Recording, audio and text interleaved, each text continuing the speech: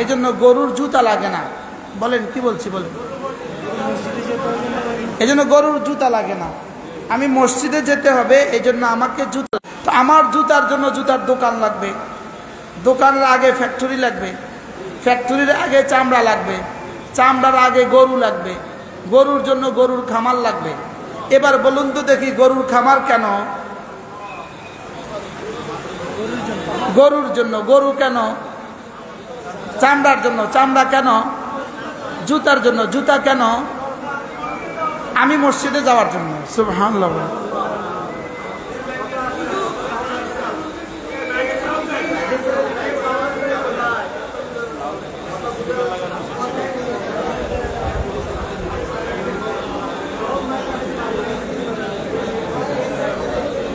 জি জি, লোক গেছে, লোক গেছে।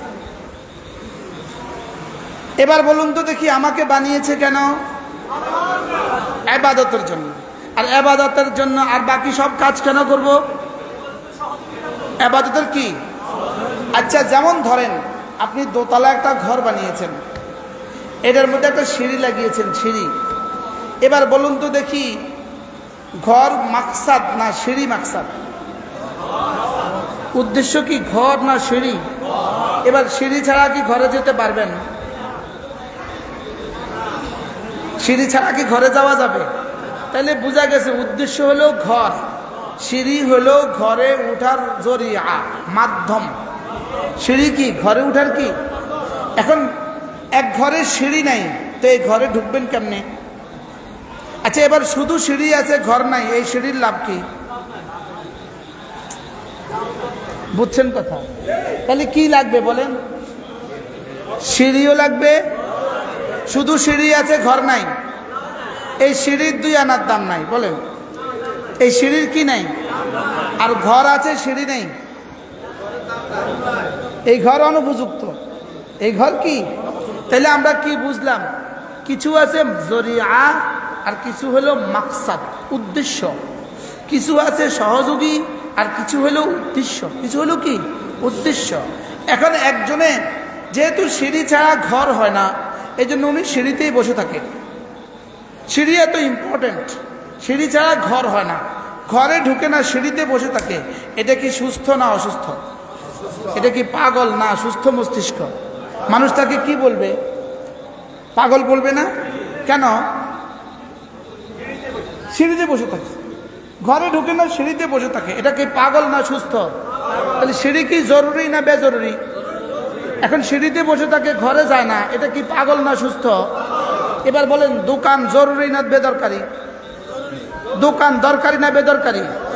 আর মসজিদ কি? উদ্দেশ্য। সুবহানাল্লাহ বলেন। দোকান কি? দরকারি, প্রয়োজনীয়, ইম্পর্টেন্ট। লেকিন মসজিদ কি? উদ্দেশ্য। খ্যাত কি? খ্যাত কি? জরুরি। মসজিদ কি? উদ্দেশ্য। বাজার কি? জরুরি। মসজিদ কি? উদ্দেশ্য। এখন সিঁড়ি জরুরি না উদ্দেশ্য? সিঁড়ি জরুরি না উদ্দেশ্য? এবার সিঁড়িতে বসে আছে, ঘরে ঢুকে না, পাগল। দোকান জরুরি না উদ্দেশ্য? এবার মসজিদে আসে না, দোকানে বসে থাকে, এবার কি সুস্থ না পাগল? এরকম পাগল এদেশে আছে? বলে না? কিরকম পাগল এরা? হ্যাঁ, আচ্ছা, যেমন আমি এই মাহফিলে আসছি, এই মসজিদে মাহফিল, এই চেয়ার হলো উদ্দেশ্য, গাড়ি হলো জরিয়া। এখন আমি যদি গাড়িতে না নামতাম, আপনারা কি বলতেন?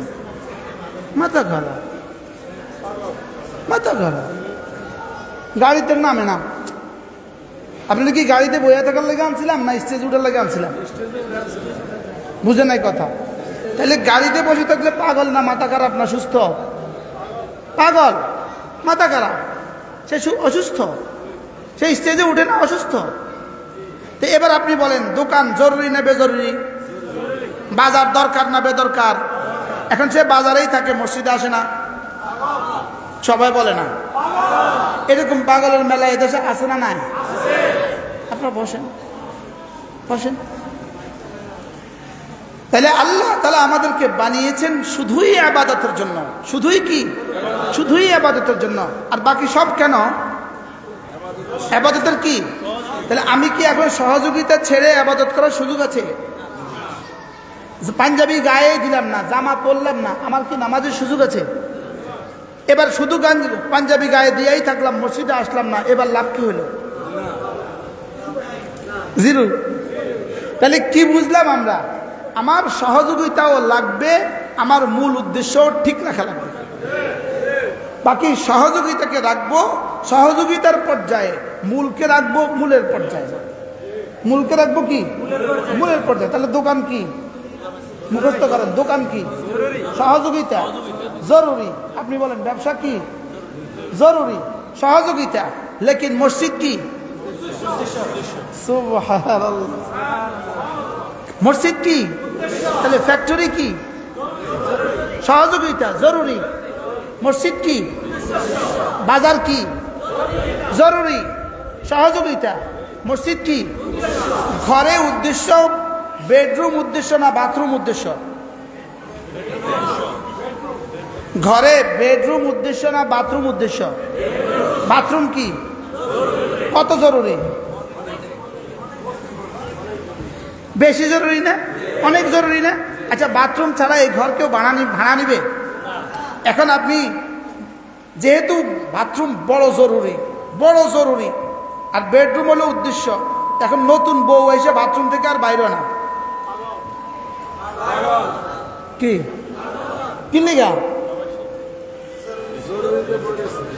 জরুরি উদ্দেশ্য বানাইছে। বলেন জরুরি কি বানাইছে? জরুরি বানাইছে উদ্দেশ্য। তো জরুরি উদ্দেশ্য বানাইলে এটাকে পাগল বলে। এটাকে কি বলে? বাথরুম কি? জরুরত। শয়তানও পাগল হয়ে গেছে, এটা তো সব বুঝে গেছে। শয়তানে কি কর?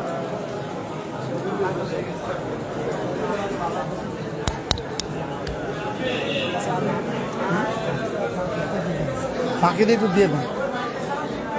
ইন্নাল্লাহ। এখানে স্পিকার দিতে হবে, প্রয়োজনের কাছে থাকলে স্পিকার আনতে বলেন।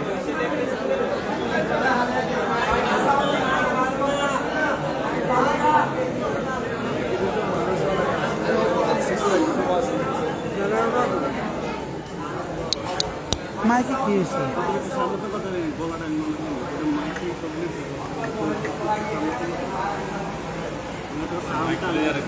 আর আমার জানেন আনতে দেন।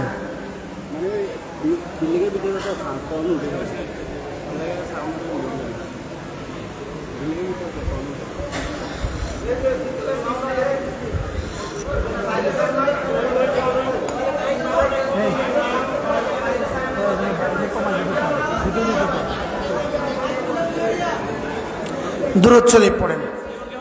আল্লাহুম্মা সাল্লি আলা মুহাম্মদ ওয়া আলা আলি মুহাম্মদ কামা সাল্লাইতা আলা ইব্রাহিমা ওয়া আলা আলি ইব্রাহিম ইন্নাকা হামিদুম মাজিদ। আল্লাহুম্মা বারিক আলা মুহাম্মদ ওয়া আলা আলি মুহাম্মদ كما باركت على إبراهيم وعلى آل إبراهيم إنك حميد مجيد। তাহলে আমার দুনিয়ার সমস্ত আসবাব, দুনিয়ার সমস্ত মেহান, দুনিয়ার সমস্ত মেহনত এগুলো হলো আমার মূল ইবাদতের জন্য জরুরি এবং জরিয়া, মাধ্যম সহযোগিতা। কি সহযোগিতা? মূল জিন্দেগির মাকসাদ ইবাদত। মূল জিন্দেগির মাকসাদ কি? ইবাদত। ওই মূল জিন্দেগির মাকসাদ যে ইবাদত, এই ইবাদতের প্রথম শব্দ, এই ইবাদতের প্রথম বিষয়, ওই ইবাদতের প্রথম বিষয় হলো, এক নাম্বার বিষয় হলো, 1 নাম্বার 2 নাম্বার 3 নাম্বার, 1 নাম্বার বিষয় হলো কুরআনে কারীমের বিশুদ্ধ তেলাওয়াত। 1 নাম্বার বিষয় কি বলেন? কুরআনে কারীমের বিশুদ্ধ কি? তেলাওয়াত। কুরআনে কারীমের তেলাওয়াত। আমরা বুঝছি আমার জীবনের উদ্দেশ্য হলো ইবাদত। আর ইবাদাতের জন্য এক নম্বর বিষয় কি বলেন? কোরআনে কারীমের তেলাওয়াত। আপনি বলবেন হুজুর ঈমান আগে না তেলাওয়াত আগে? উত্তর তেলাওয়াত আগে। সুবহানাল্লাহ বলেন। কি আগে বলেন? ঈমান আগে না তেলাওয়াত আগে? হুজুর এটা বুঝি কথা, এটা বুঝি কথা। রিক্সা চালানো শিখে আগে না চালায় আগে? ডাক্তারি শিখে আগে না করে আগে? তাহলে এবার বলেন ঈমান আগে না ঈমান শিখা আগে?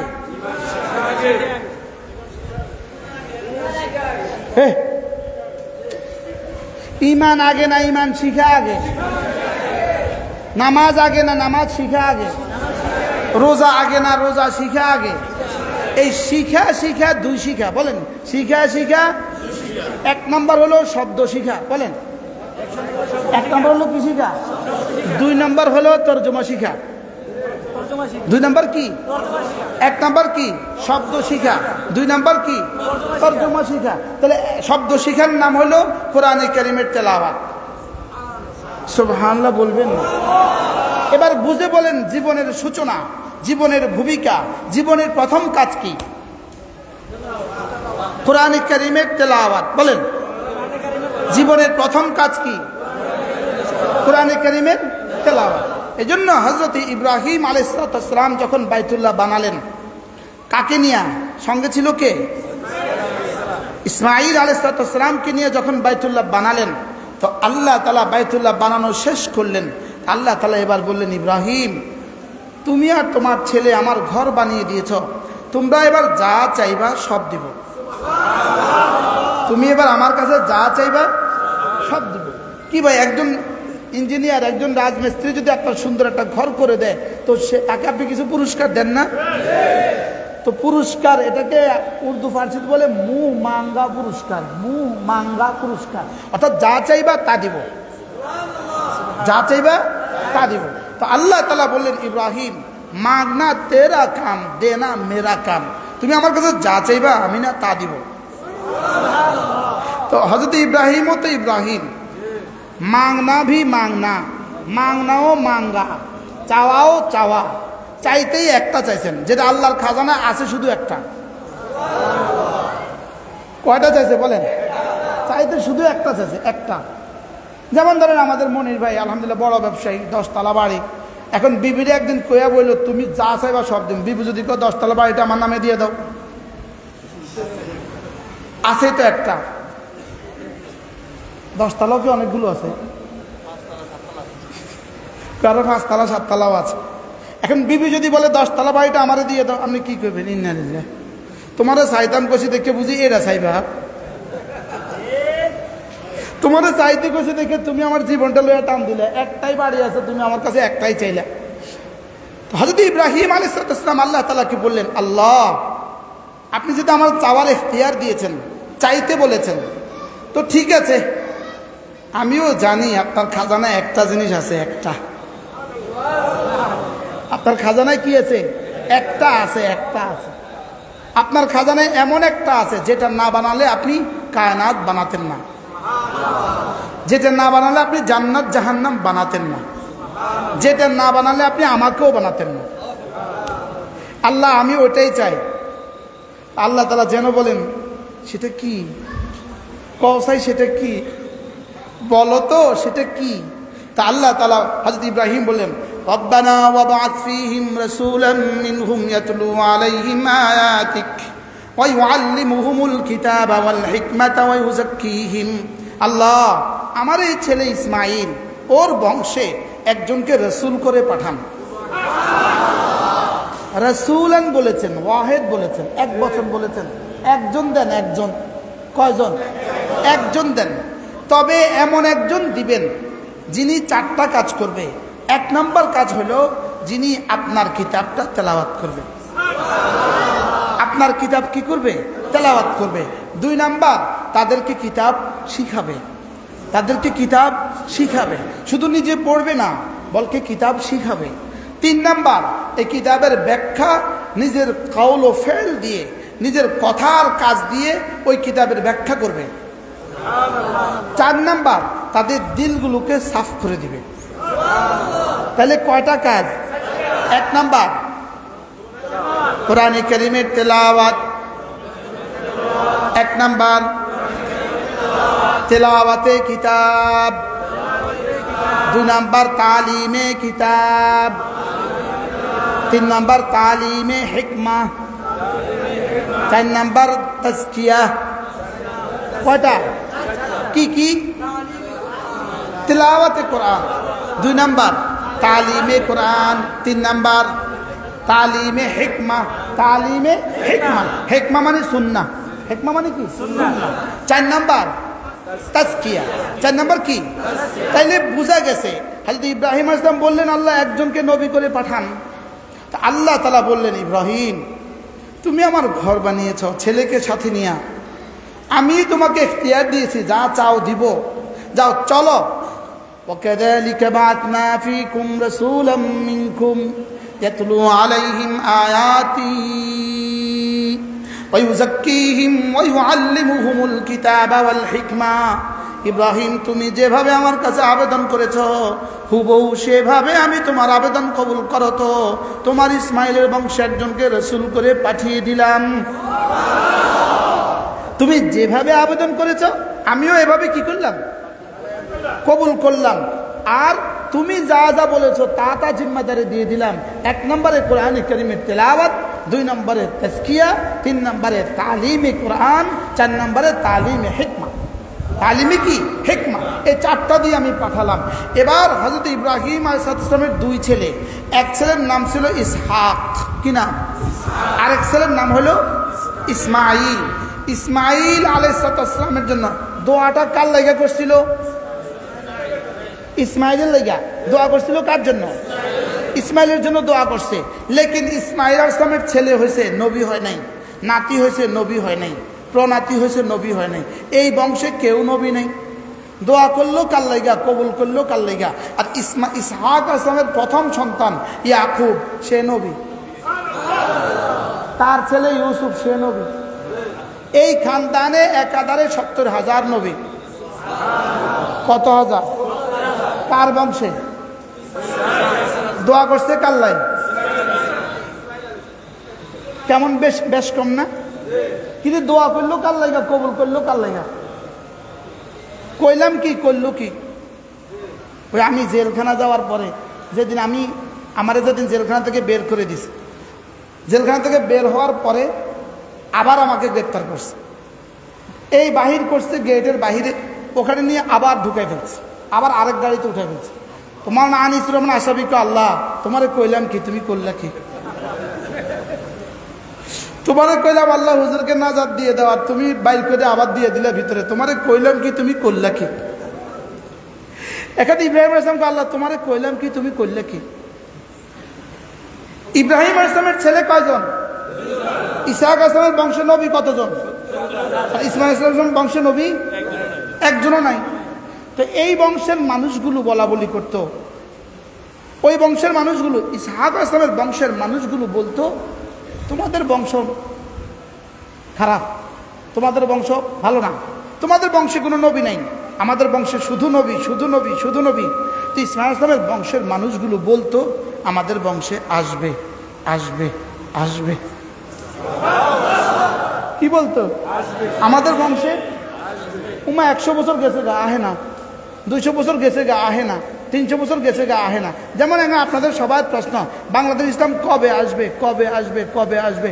আমরাও বলি বাংলাদেশে ইসলাম আসবে, আসবে, আসবে। কি আপনারা জিজ্ঞাসবেন কবে আসবে? তো ইসমাইল ইসলামের, ইসহাক ইসলামের সন্তানরা জিজ্ঞেস করতো তোমাদের বংশ কবে আসবে? এরা বলতো আসবে, আসবে, আসবে। আপনারা এখন জিজ্ঞেস করেন হুজুর ইসলাম কবে আসবে? আমরাও বলি আসবে, আসবে, আসবে। কি হয় দেখেন না, দেখেন না, যিনি এত লক্ষ, এত হাজার হাজার ওলামাদেরকে জেলে যাওয়ার জন্য কি হয়েছে দায়ী ছিল, যার প্ররোচনায় এত হাজার ওলামা একদম জেলে গেছে, তিনি এখন দেশ ছেড়ে পালালেন কেন? মিস্টার বেনজির সাহেব এখন কোথায়? ইনি এখন কই? ইনি গেলেন কই? ইনি না বলছিলেন হুজুররা চেয়ারে বসে বয়ান করে, বড় একটা সিংহাসন থাকে, পেছনে একটা কেউ পাখা নিয়ে বাতাস করে, এগুলো আমার ভাল লাগে না। মিস্টার বেনজির সাহেব, এখন আপনার কেমন লাগে? কি হয় কি এখন কেমন লাগে? জাতির কত টাকা লুণ্ঠন করেছেন। দুনিয়াতে যেমন হিসাব দিতে হবে, আখিরাতেও হিসাব দিতে হবে। কি ভাই, দুনিয়াতে যেমন হিসাব দিতে হবে, আখিরাতেও কি, আখিরাতেও হিসাব দিতে হবে। এজন্য যারা ভাবছেন এদেশে ইসলাম আসবে না, আপনারা এগুলো থেকে শিক্ষা নিতে পারেন। এগুলো থেকে কি নিতে পারেন বলেন? जालिम का कुछ रहता नहीं, हाँ मजलूम का कुछ रहता नहीं, जालिम का कुछ जाता नहीं। अरे जालिम का कुछ रहता नहीं, मजलूम का कुछ जाता नहीं। जालिमेर किछु থাকে না, মাজলুমের কিছু যায় না। আমাদের কিছু যায় নাই আর তার কিছু নাই। কি হয়? আলহামদুলিল্লাহ বলেন।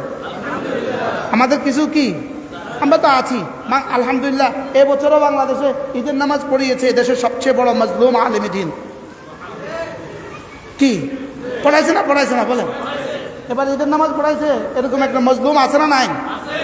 আছে না নাই? তাহলে মজলুম ঈদের নামাজ পড়া আর জালেম ভাগ্যে যায়। বুঝো নাই কিছু? কি বুঝলেন? জালেম কি ভাগ্যে যায়, আর মাজলুম কি? মাজলুম ঈদের নামাজ পড়া। বলেন আলহামদুলিল্লাহ। হযরত ইব্রাহিম আলাইহিস সালাম কয় ছেলে? তো ইসহাক আসলামের ছেলেরা কি বলতো? তোমাদের খানদানে কি নাই? আর ইনারা কি বলতেন? আসবে।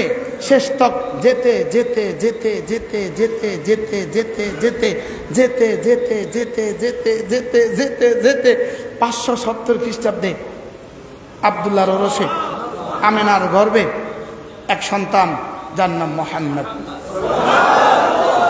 সাল্লাল্লাহু আলাইহি ওয়াসাল্লাম। একজন আসলো, সিরাজাম মুনিরা বানায়া পাঠায়া দিল। আর এটা আসলো আগের ইসহাক ইসলামের খানদানে যে 70,000 নবীর চেরা এক সঙ্গে সঙ্গে নিভে গেছে। কি হয়? এই প্রদীপে ওই সব চেরা কি হয়ে গেছে বলেন? সূর্যের আলোর সামনে সব চেরা কি হয়ে গেছে? মুছে গেছে। তাইলে বোঝা গেছে একজন পাঠাবার যে দরখাস্ত করেছিল ওই দরখাস্ত এটা, ওই দরখাস্ত কি এটা। তাহলে মুহাম্মদুর রাসূলুল্লাহ সাল্লাল্লাহু আলাইহি ওয়াসাল্লাম তিনি ছিলেন হযরত খলিল আলাইহিস সালামের দোয়া। সুবহানাল্লাহ বলবেন না?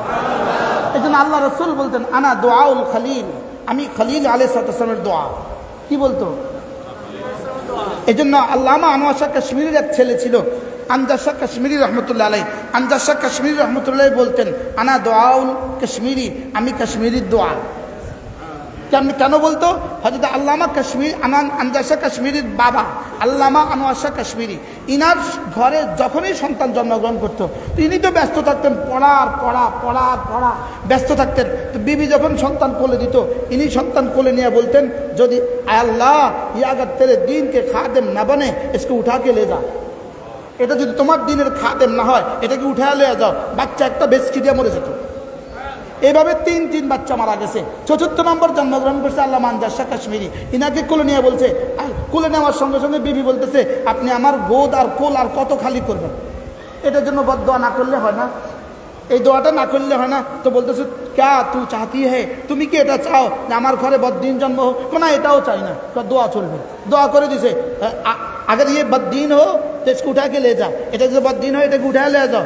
এবার আর এটা মরে নাই। এই জন্য আমজাদ শাহ কাশ্মীরি বলতেন আনা দোয়াও কাশ্মীরি, আমি কাশ্মীরির কি দোয়া।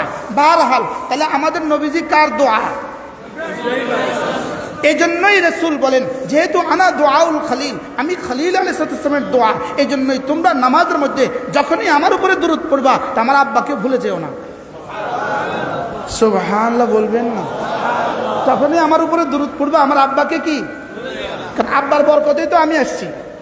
আব্বাকে এই জন্য মেরাজের রাত্রে আল্লাহ নবীর সাথে সমস্ত নবীদের সাক্ষাৎ হয়েছে। হযরত ইব্রাহিমকে পাইলেন এভাবে হেলান দিয়ে বসা, সমস্ত নবীরা রাসূলকে দাঁড়িয়ে দাঁড়িয়ে সালাম মুসাফা মুআনাকা করলেন। ইব্রাহিম আলাইহিস সালাম দাঁড়ান নাই, ইব্রাহিম হেলান দিয়ে বসে আছেন। আল্লাহ রাসূল গিয়ে মুসাফা করলেন, এরপরে বাবা দোয়া করে দিলেন। প্রশ্ন, ইব্রাহিম আলাইহিস সালাম দাঁড়ালেন না কেন? আব্বা ছেলেকে দেখলে দাঁড়াইতে হয় না কি? আব্বা যত ছোট হোক, ছেলে যত বড় হোক, বুঝেন নাই কথা? আব্বা দিন মজুর কৃষক, ছেলে জেলা জামে মসজিদের খতিব হইতে পারে না, পারে না? বাইতুল মুকাররমের খতিব হইতে পারে না, পারে না? তো এই ছেলে তো এখন বড় হয়ে গেছে, লেকিন আব্বা দাঁড়াতে হয় না। সুবহানাল্লাহ বলবেন না? এই জন্য হযরত ইব্রাহিম আলাইহিস সালাম কি করেন নাই? দাঁড়ান নাই। ইব্রাহিম আলাইহিস সালাম দোয়া করার সময় কি দোয়া করছিলেন? আল্লাহ এই ছেলের বংশে একজনকে রাসূল করে পাঠান, যার 4টা কাজ হবে। 1 নম্বর হবে কোরআন কারীমের তেলাওয়াত। তাইলে বোঝা গেছে কোরআন কারীমের তেলাওয়াত নবীওয়ালা কাজ। কার কাজ? সুবহানাল্লাহ। এই জন্যই যেহেতু ইব্রাহিম আলাইহিস সালাম দোয়া করছেন কোরআন তেলাওয়াত করবে, এটা হবে তার 1 নম্বর কাজ। এই জন্যই কোরআনের প্রথম শব্দ ইকরা বিসমি রাব্বিকাল্লাযী খালাক, পড়ো। সুবহানাল্লাহ বলবেন না? প্রথম শব্দ কি? প্রথম শব্দ পড়ো। প্রথম শব্দ কি? তাহলে আমাদের কিতাবের প্রথম শব্দ কি? এটা কোন কথার দিকে ইঙ্গিত দিছে? আপনার জন্য আপনারে পাঠাইছে পড়ার লাগা। সুবহানাল্লাহ বলবেন না? আপনাকে পাঠাইছে কেন? আপনাকে পাঠিয়েছে পড়ার জন্য। এবার দেখেন হযরত ইব্রাহিম আলাইহিস সালাম কি বললেন? ইয়াতলু আলাইহিম আয়াতিক, আপনার কিতাব তেলাওয়াত করবে। আল্লাহ কি বললেন? ইয়াতলু আলাইহিম আয়াতি, আমার কিতাব তেলাওয়াত করবে। এজন্য আল্লাহ তাআলা তার রাসূলকে বলেন উতলু মা উহিয়া ইলাইকা মিনাল কিতাব, আপনি তেলাওয়াত করবেন, এজন্য পাঠিয়েছি। এবার উতলু, আপনি তেলাওয়াত করুন।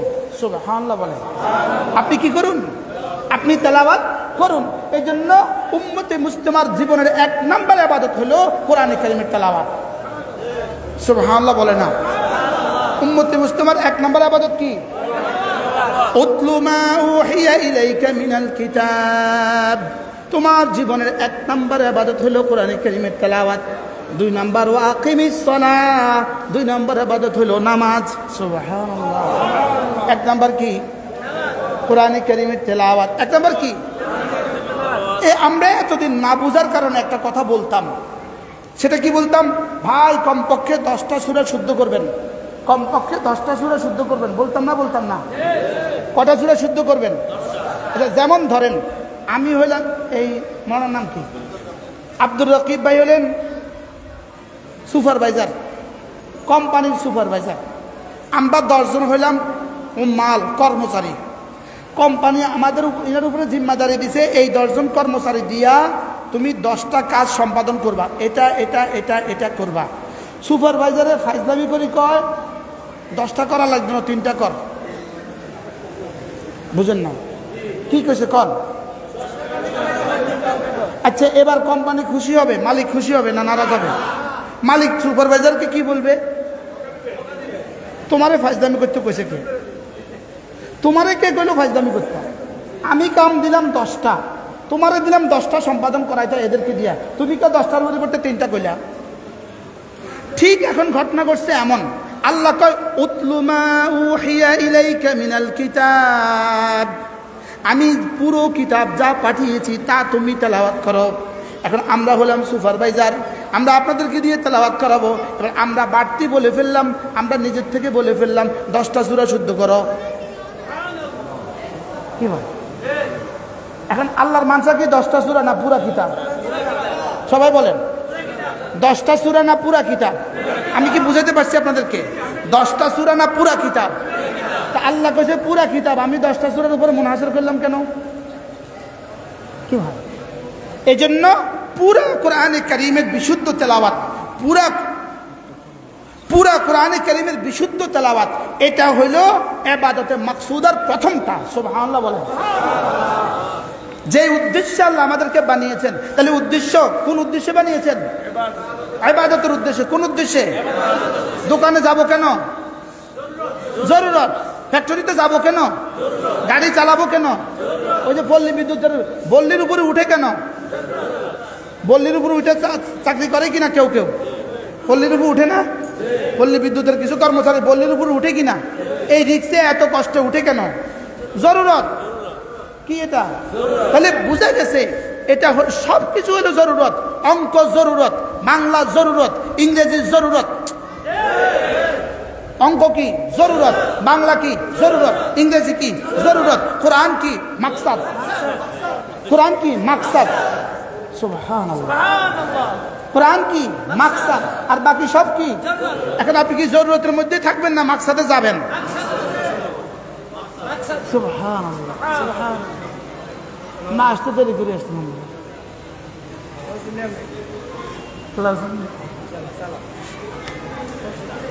তাহলে কোরআন মাকসাদ না জরুরত?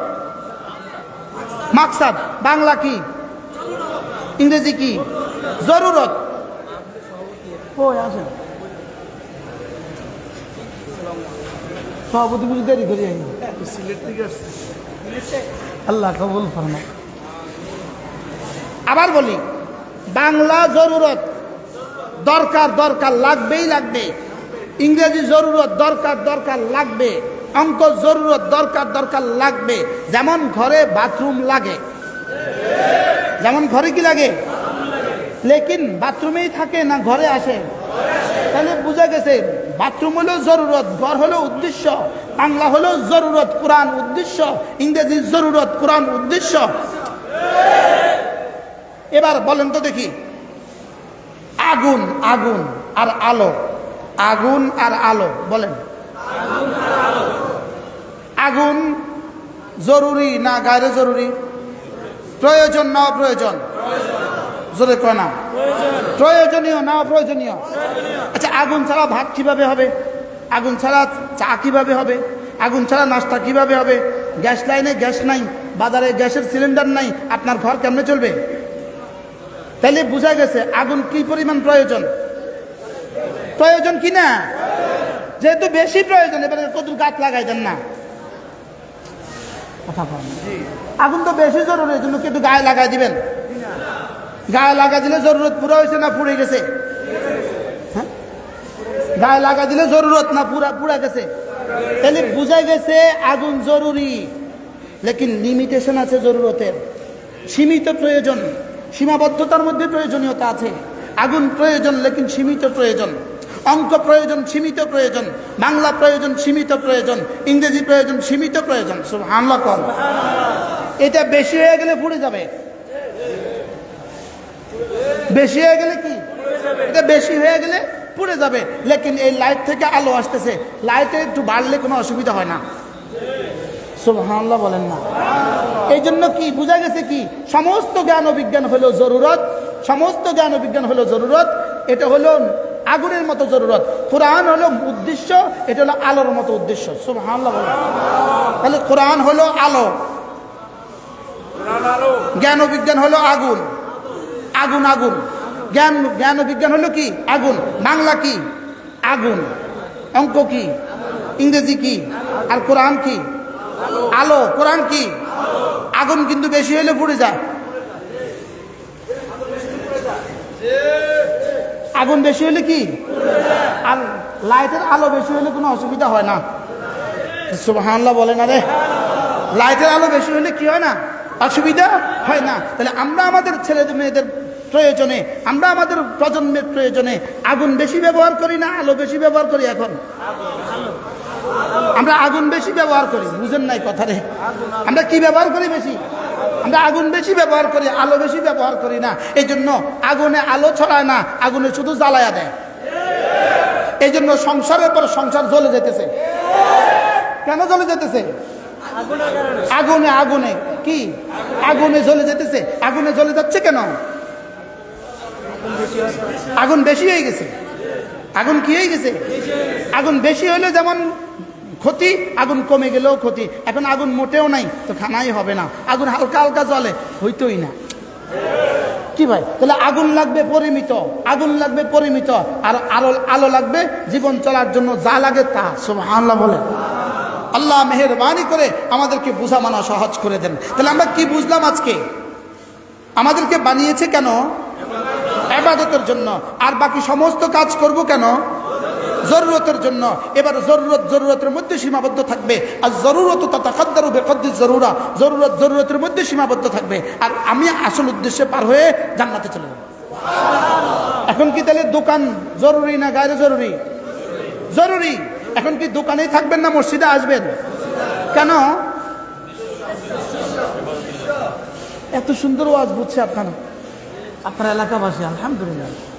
আল্লাহ আমাদেরকে তৌফিক দান করেন। এবার ওই ইবাদত আমার জীবনের উদ্দেশ্য, ওই উদ্দেশ্যের এক নম্বরটা কি? তেলাওয়াতে কোরআন। এবার নিয়ত করেন আমি আমার সন্তানকে কোরআন শরীফ পড়াবো, বলেন ইনশাআল্লাহ। আচ্ছা এবার একটা প্রশ্ন, আমার সন্তানকে কোরআন শরীফ পড়াবো, আমার সন্তানকে কোরআন শরীফ পড়ানো এটা শুধু সন্তানের জন্য ইবাদত না আমার জন্য ইবাদত? আমি শিখবো কবে? এই ওয়াজ আজকে থেকে পাল্টাতে হবে। আগে ওয়াজ করতাম আপনার সন্তানকে কোরআন শরীফ শিখান, এখন ওয়াজ হবে আপনি শিখেন সন্তানকে শিখান। এখন কি ওয়াজ হবে বলেন?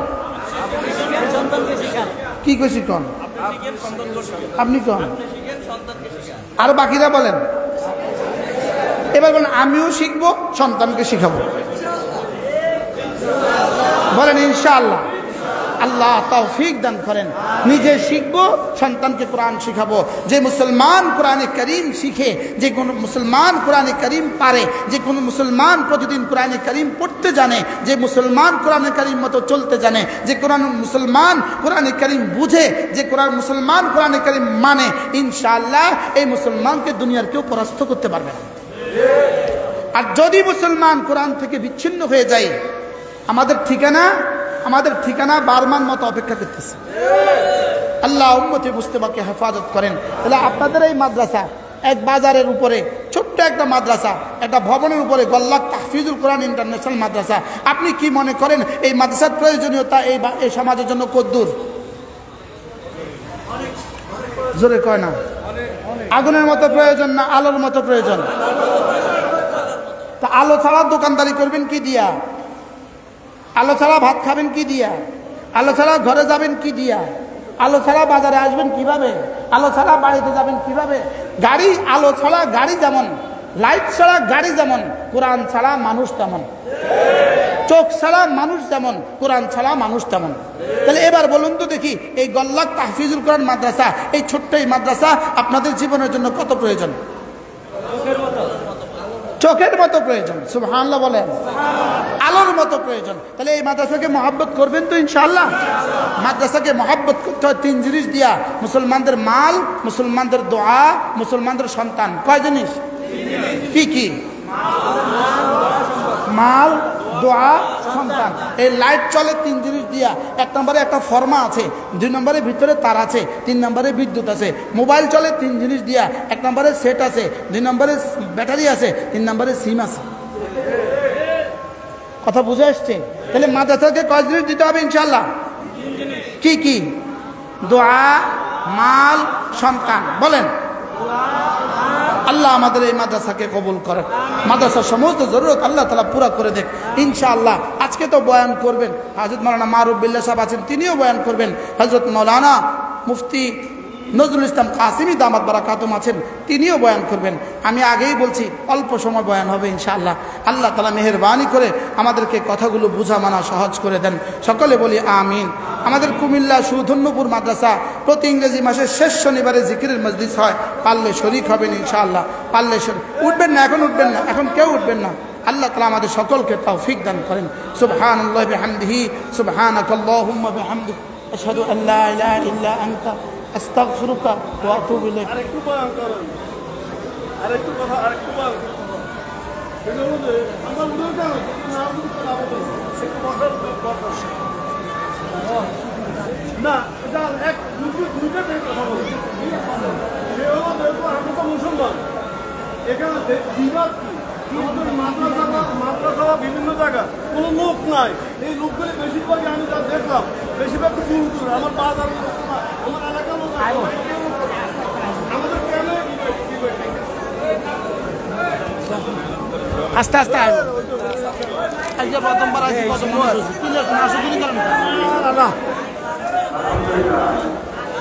আমরা সকলে